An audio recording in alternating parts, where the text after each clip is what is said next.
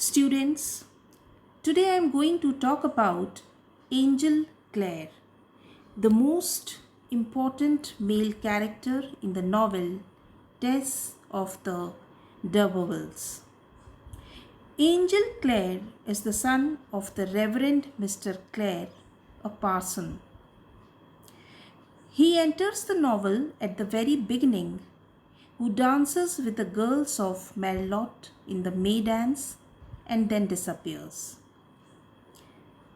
He is a very handsome and attractive young man, and even Tess is attracted by his physical appearance when she first noticed him on the evening of the May dance and was at once drawn towards him. He reappears in the story at Talbothy's when he is 26 and Tess is 20.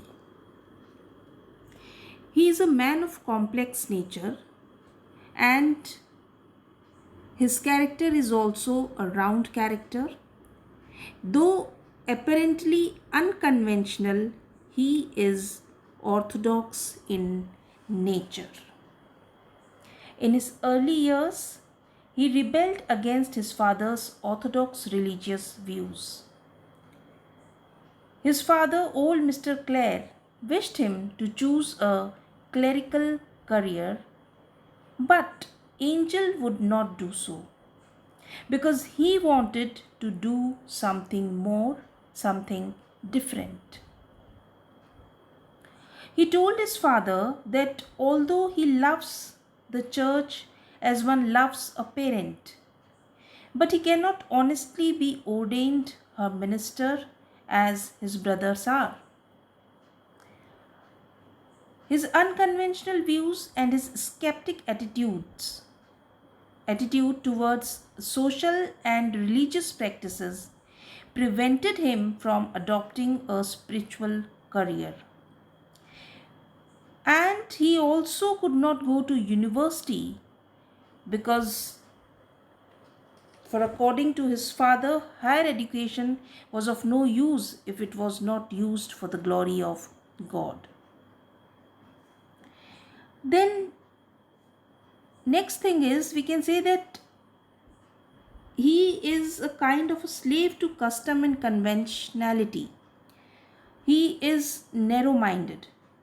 Though he opposes the views of his father and brothers, yet he is not completely free from the chains of conventionalism.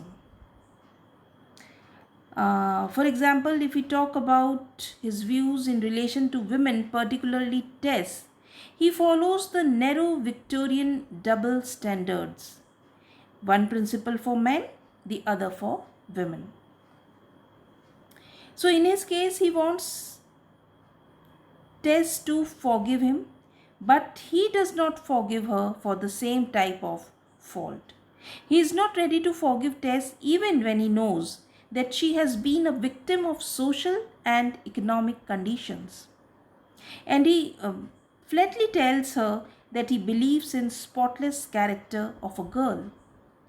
He admits that Tess is more sinned against than sinning, but he is not ready to forgive her. So he remains quite rigid in his attitude. And his narrow-mindedness is evident in all his arguments that he puts forward to justify his refusal to accept Tess as his wife.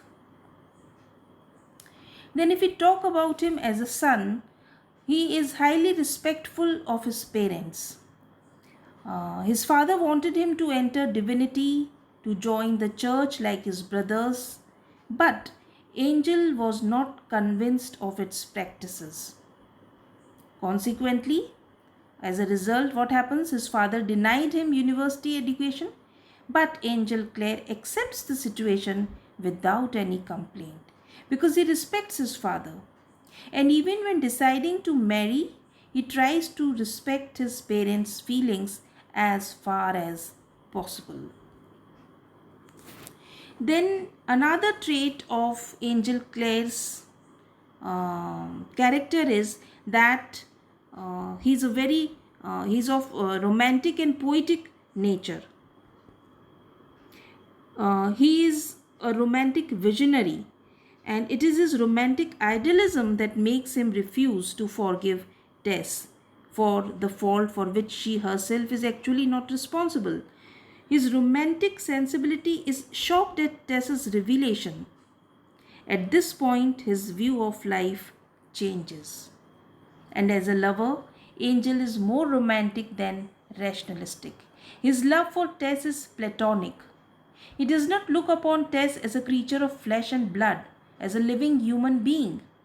To him, she appears as a visionary essence of woman, and he calls her, among other things, Artemis, who lived in perpetual celibacy. For him, she is like a pure woman. And when Tess is hanged at the end, he marries her sister Lisa Lou, who appears to him a spiritualized image of Tess. So, in this way, in fact, there is something exquisitely romantic about Angel which attracts everyone towards him. Then he is quite impulsive in his nature, and without thinking much about Tess and about her condition, he left her, and she has to face so many difficulties because of this decision of Angel Clare. Then at the end, his repentance and reformation. Angel Clare changes at the end, but his change is different from that of Alec Derbyfield. So long as he was in England, he was shackled by the narrow Victorian conventions of morality, under the impact of which he deserted Tess. But when he came to Brazil, his vision broadened. And he then began to realize the narrowness of Victorian morals. And he felt repentant for his past action and headed back to England to reunite with Tess. So, in the conclusion, we can say that his character arouses mixed feelings of love and hate for this man in us. He is a tender lover but cannot rise above his narrow upbringing. His intentions are never bad, nor does he want to hurt the feelings of Tess.